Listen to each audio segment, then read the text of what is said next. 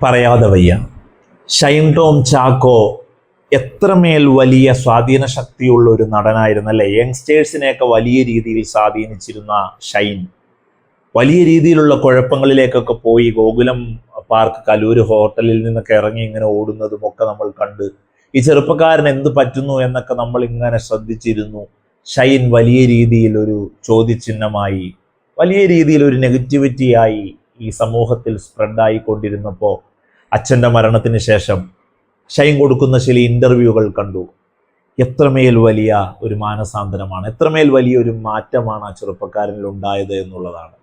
ഒരു നാട്യങ്ങളോ ഒരഭിനയങ്ങളോ ഒന്നുമില്ലാതെ പച്ചയായ ഷൈൻ സംസാരിക്കുകയാണ്. ഞാൻ ഇപ്പോൾ ഒരു ട്രിപ്പിലാണുള്ളത്, ഓരോ ദിവസവും ലഹരി ഉപയോഗിക്കാതിരിക്കുന്നതിൻ്റെ ട്രിപ്പിൽ എന്ന് പറയുന്ന രീതിയിലേക്ക് ഒരുപക്ഷെ സ്വന്തം അച്ഛൻ മരണപ്പെട്ടപ്പോൾ ഉണ്ടായ വലിയ രീതിയിലുള്ള മാറ്റങ്ങളാവാം. ആ മരണപ്പെടുന്നതിന് തൊട്ട് മുമ്പ് വലിയ രീതിയിലുള്ള ഒരു ആരോഗ്യ കേന്ദ്രത്തിലായിരുന്നു ഷൈൻ, അതിൽ നിന്നൊരു മുക്തി നേടാനൊക്കെ ആയിട്ട്. അപ്പം ഷൈൻ വലിയ രീതിയിൽ ഇന്നത്തെ കാലത്തെ യുവാക്കളെ ഇനി സ്വാധീനിക്കുമെന്നാണ് വോക്സിന് തോന്നുന്നത്. കാരണം വേഷങ്ങളെല്ലാം കൃത്യമായി ചെയ്യുന്ന ഷൈൻ, മലയാള സിനിമയിൽ ഒരു അവിഭാജ്യ ഘടകമായി നിൽക്കുന്ന ഷൈൻ, മെഗാസ്റ്റാറുകളുടെ സൂപ്പർ സ്റ്റാറുകളുടെയൊക്കെ പടത്തിൽ ഷൈൻ വലിയ രീതിയിലുള്ള ഒരു സ്ക്രീൻ സ്പേസ് എടുത്ത് നടക്കുന്ന ഒരു നടൻ, വലിയ രീതിയിൽ നെഗറ്റീവായി ഇങ്ങനെ ഒരു മയക്കുമരുന്നിന് ലഹരിക്ക് അടിമപ്പെട്ടു പോയി അതിൽ നിന്നും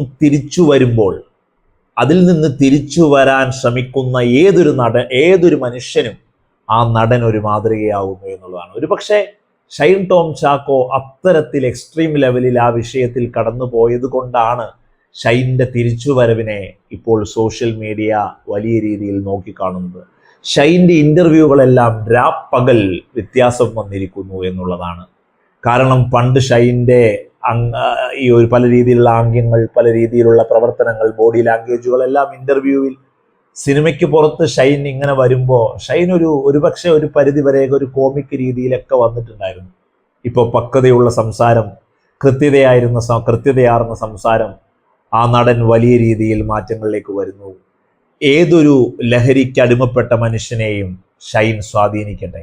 ഷൈൻ ഒരു പുതുചിന്ത മുന്നോട്ട് വെക്കട്ടെ.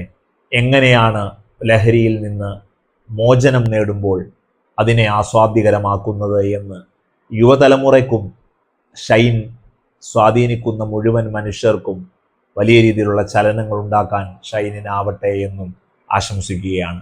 ഷൈൻ ഒരു നല്ല സൂചനയാണ്. ഷൈൻ എന്നും ഒരു നല്ല നടനായതുപോലെ തന്നെ ഈ ഒരു വിഷയത്തിലും ഷൈൻ നല്ല രീതിയിലുള്ള മാതൃകയായി മാറട്ടെ എന്നും ആഗ്രഹിക്കുന്നു, പ്രാർത്ഥിക്കുന്നു.